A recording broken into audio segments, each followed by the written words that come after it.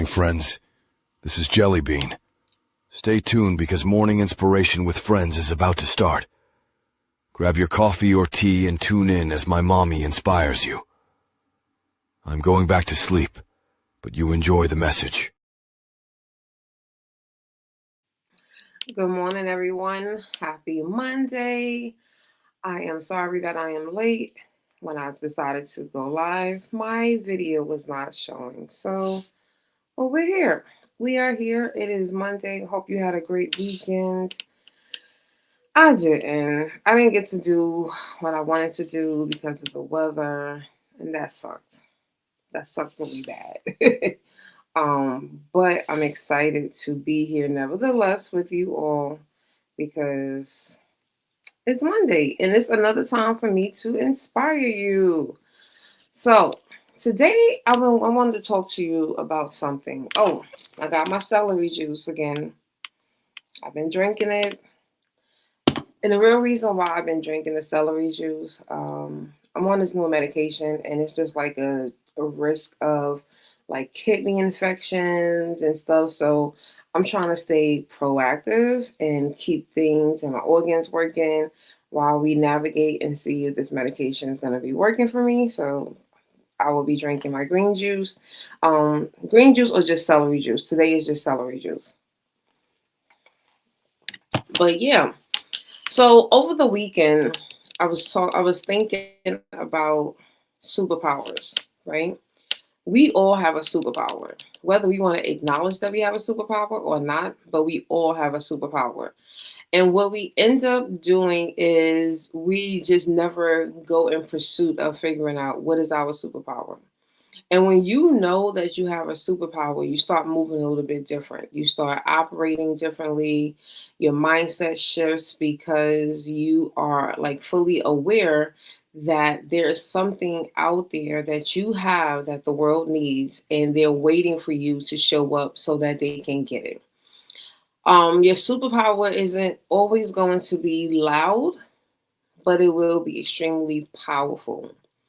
It is going to like whenever you do whatever that superpower is, it's going to pierce people's spirits. It's going to um, give them moments where it's like, aha, that's what I should be doing, or that's what I needed. And I think that the more that we understand that our superpower and we have clarity around it, we can create some peace in that chaos that we're living in. And so I just really want you to look beyond the flashy skills that you have obtained and the degrees. Your superpower might not be within those things, right? You obtain those things, you have completed and accomplished things, which is great. But when we are talking about just superpower, we're talking about the things that you're supposed, like God created you for that thing. That when you do it, when you operate fully in that thing, it moves and it shakes things. Things will truly go around. Things would change because of the fact that you are using that superpower. Now, someone else can do the same exact thing as you, but if it is not their superpower, it is not going to do the same and it's not going to have the same impact as when you do it. And so, I think about myself often. I went through life. I'm only 41 and I think I'm like on my fourth career. And so many people are like, well, how is that possible? You know, um, so you're just good at many things. And I am like, I'm one of those people. I'm just naturally curious. So I'm going to go out there. I'm going to figure out, I'm going to see, I'm going to explore so that I can have an understanding as to what is going on and so that I am fully aware and I'm prepared. But when I really sit down, it made me realize that God put me into a field that I have been running away from since I was a little girl. And I said last week that you can receive a message from God and it's going to continue to be confirmed for you over and over. And so many people don't understand that. Many people are like, well, Tanisha, I've only heard that once or twice. it doesn't matter when you heard it.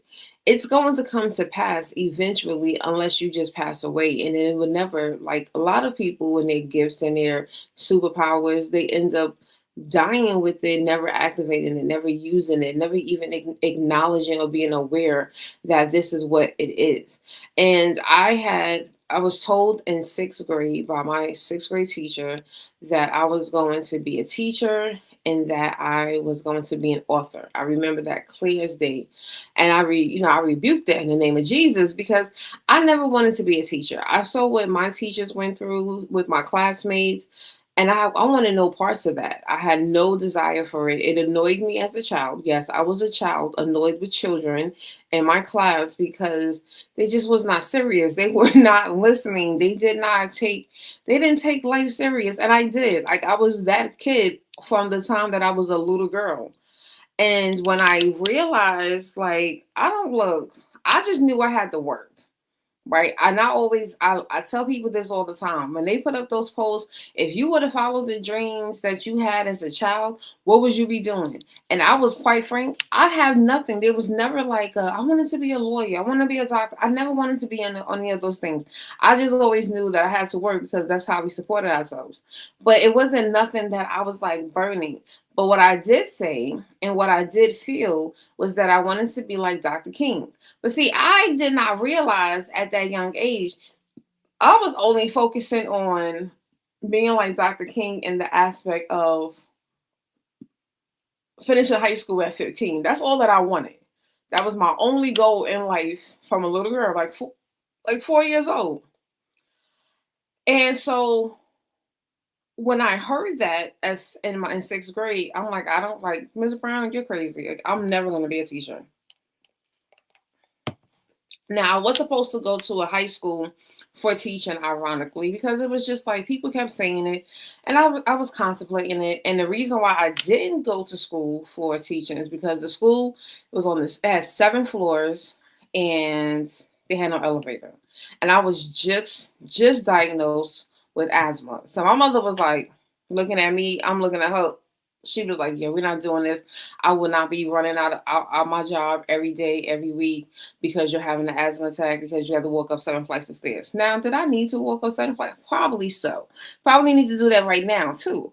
But so I didn't go to that school.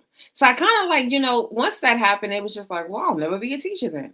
And when I got to college, we have like this freshman skills class. I forget, I think it was like called freshman seminar.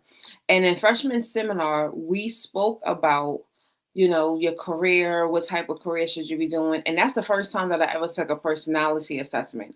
And that career personality assessment identified different fields that you can go into or that you should go into based off of your personality profile. We spoke about this before. I know we did.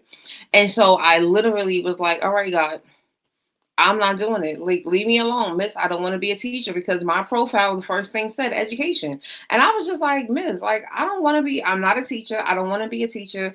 I don't like little kids. Like, I was making all of these different excuses and I was running. And I ended up getting my degree in communications, started working, went into corporate America, did a little bit of IT backup operations. That was fine. I enjoyed that. That was me, it was my first big good job, and I was making good money back then. And then the economy crashed, and I went back to school and got my master's. And when I got my master's, that's when I got laid off because my department, they pretty much was like they was purchasing another organization. They said that their organization structure was better, so they eliminated my department, and I got laid off. So that was fine. Laid off, move forward. And when I got to the nonprofit that I was at after that, that's when I realized I hate this. This is miserable. I don't want to do this anymore. I needed more money. I was not making enough money. And my best friend kept saying to me, "Why don't you be an adjunct?" And I'm looking at her like, "No." "Why don't you be a teacher?" No, like I just kept on running from it. And then when I finally taught my first class, that's when I actually fell in love. And it actually made sense. Like, wow, so I am supposed to teach, but I'm not supposed to teach little kids. I'm supposed to teach the adults. I'm supposed to teach the college students. And so I found my audience, and then I started to realize, like, Dag, this is your audience. This is what you're supposed to be doing. Um, and so I grew into that. I figured out, I understood classroom management. I figured out what was like really my strategy of how to connect with my students. God was using me. I didn't realize at the time, but like the prophetic, the seeing, things that I was not fully aware of in the spiritual realm was starting to activate and was coming out even in my classrooms. And I was just like, all right, God, now I'm understanding. Now I am more open to it. And when I realized what my purpose was, that was in 2014, 2015, I already realized I was already operating in my purpose in some capacity. And what made me really think about all of this weekend was because a few months ago, someone had posted a prompt and said, especially if you use ChatGPT and you use it on a consistent basis, it will kind of figure out who you are. And ChatGPT had, they said, ask ChatGPT to roast you. And so when I asked ChatGPT to roast me, it gave me something that I won't say it disturbed me, but it gave me something to really think about. Because teaching, when you're teaching in the traditional sense, you are looking at your life from a job, right? And that's not everyone's purpose. And so when they said something, and this is what ChatGPT said when it roasted me. It said, "You got 14 years of experience as a professor, yet you still choose to jump into a business where you're helping people unlearn old narratives, like the ones you probably taught them in the first place." I mean, are you really a professor if you're not low key part of the reason folks need therapy? And I'm not gonna lie, that comment really stuck with me for a while. And then over the weekend, I did a lot of reflection. And so I said, let me talk to Chat. Let me talk to Chat about this, because this roasting journey is like kind of pissing me off. Like, am I really a part of the problem? And so when I told Chat GPT that, and I said, I was like, look, like my feelings is hurt. And I was just like, God, like, how can I understand? How can I accept who I'm supposed to be in the capacity that I'm supposed to be in? Right? Because I don't want to, I don't want to have a contradiction.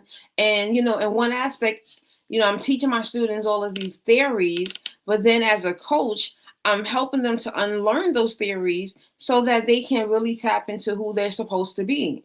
And it said last night, actually, it was like, maybe you're supposed to be a prophetic educator. Guys, I can't even tell you how I was in my feelings last night, because I was just like, wait, it was like because I was like, look, chat, like that line hurt me a little bit. That line hurt me. I wasn't expecting that. And it said you spent years in traditional education, teaching within systems that often reinforce teaching narratives people later realize they need to unlearn. And now you're the one helping them to unlearn those beliefs. And so it's like I'm supposed to teach. And yes, I am going to continue to look for opportunities to connect with students, um, wherever I can, but as long as it aligns with my purpose, as long as it aligns with my values. So I have been, in the last 2 years, been very, very strategic in making sure that if I even attach myself to an organization, whether it's for a semester, a day, or a couple of months for a contract, I have to make sure this is fully aligned with my values, with the lifestyle that I truly believe in, the things that I truly believe, and I have to stick to that. And I cannot, because this is going to have like a true lasting impact on my participants, on my students. And so it really made me think about all of that. And now I just want us to know, like, when you fully operate in your gift, you have a better feeling for yourself. You are enthusiastic. You want to get up. You want to go and do it. This is the reason why I do show up every day to Morning Inspiration with Friends. This is a part of the teaching. I teach, whether it's just principles, and a lot of them is principles, and just giving them guidance. And the classes that I'm teaching, they're purposeful. That's why my business name is Purposeful Training, because everything that I want us to all have purpose. I want us to understand that this is not just for you to just learn something. At the end of the day, it's filling in a gap. So the class that I'm teaching this week, and there's going to be another cohort starting at December 13th. That's going to be a 2-week one, but this one, the first one, is going to be a 4-week, um, 1 day a week for an hour and a half for 4 weeks. And when I decided to when I decided to do that, I was looking at what is the problem that a lot of people are having right now in the job search. There are people out here that have never gone to college. They have not been to a community college. So they've never taken computer applications. They don't know these things. So they are applying for jobs. They're trying to break into admin and be in administrative roles, but they don't know the tools. They don't understand the terminologies. So this course is simply going to help them to two things. We're going to help you to, one, understand what these tools are. How do you use them, right? You might not walk away as a master, but you're going to walk away at least familiar. And then hopefully at the end, you will be encouraged to keep exploring so that you can eventually master it. But then the other side of it is seeing how these things are connecting when you're looking at these job descriptions. So I did a video over the weekend, like a cartoon, AI cartoon, and it was just basically like, look, I don't understand. I'm reading these job descriptions. What are you talking about? KPIs? What are you talking about? Metrics? Like, some individuals, depending on their background, they might have worked in retail and just as a cashier, as a stock person, or they might have worked in blue collar positions where they were only out in the field. So they really don't understand any of those terminologies. And life can start life. And then now they're like, well, I need to find something that I can use, and I need to figure out how to use these computers so that I can make some money and I can actually work. And that's where I said, that's what I'm supposed to do. I'm supposed to, one, meet people where they are. Right? They're not in the college classes. They're not enrolling, right? They don't want to take out any student loans. They have a little bit of money that they can potentially invest, but they cannot go out and make $1,000 investments. Or they just have no desire, or they don't even know that what they're looking for is there. So that's the one part, meeting them where they are. So that's wherever. This is why the course is online, because I want to connect with anyone who's looking for these skills. But then the other side of it is to teach them and help them to understand, to really digest this information that they're trying to consume, and to make connections and figure out, like, because I guarantee you, once people start having definitions and they understand what things mean, they already have the skills. They already know what it is. They just don't understand the new terminologies. And I can tell you, when I first started teaching computer applications in 2010, things have changed drastically. It's not the same thing. So even there are people who have taken some of these courses 15, 20 years ago. You might need to go back and revisit it, especially if you have not been doing it for a while. If you have not been in it. So if you have not been in it, then you don't know anything. You're like, oh, this might be like total, the interface looks different. The system has been upgraded. The terminologies that you learn are no longer being utilized. They have new ones. It's just totally different. So a lot of people really would benefit so that they can learn how to be extremely productive and how to use these things efficiently. So that's just all that I want to do. And that's what my superpower is. And once I figured out this was my superpower, I had to understand, and I think this is what's been happening in the last couple of weeks, is that figuring out when to go into the traditional roles, but when to also say, I'm going to create the space. I'm going to create the space, and I'm going to meet those individuals where they are. And I'm going to find a way to tap in so that they can receive and get all that they need so that they can be successful. So I'm excited about that. And I'm excited for you to start figuring out what is your superpower and start tapping into it so that you can start to create those spaces and be that person, one, authentically, but then two, so that other individuals can find you, and then you can truly utilize it the way God intends it. But we have to be available. We have to truly tap into that. We have to make sense of it. And so that's the reason why I say talk to God. Start asking God, what is my superpower? What is the gift that you need me to use? What's that one gift? Because I feel like we all have that one superpower that we're supposed to use. And most people are not. And even for myself, like I had to learn, I can't just write everything. Sometimes I have to just turn on the camera and I have to open up my mouth and speak. Thank you, God. I know. Because he's been telling me that all weekend. And guess what? I didn't do it. I sat and I created. So there's still the information is getting out there. My voice is still getting out there. But I know it's really gonna come down to moments like this. So I really want you to think about that and figure out, how does this play out for you? How does this make sense for you and your family and your career and your directions and the audiences that's out there eagerly waiting for you to just show up? They're just waiting. Like you are the one that's blocking it and you're standing in the way for it. So your life is going to get better once you start to operate in your gift. And if you know what that gift is, it's time to figure it out. So you can go head down below. You can click on the links. You can see my link tree that has all my links. You're interested in the class that's starting this Thursday, October 30th. It is starts at 6 p.m. Central Time. It is an hour and a half. We can potentially go up to 2 hours if people need that extra time. And yeah, it's going to be 4 weeks. And then the next class will be December, I believe that's December 13th. And that will be a 2-week class because it will be 3 hours each Saturday.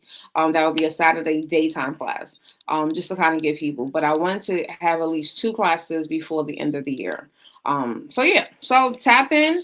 And I hope you guys are having an amazing day. And I hope that, hit that like button, hit the subscribe so that you can definitely be notified when I go live again. And I will see you all tomorrow. Have a good one.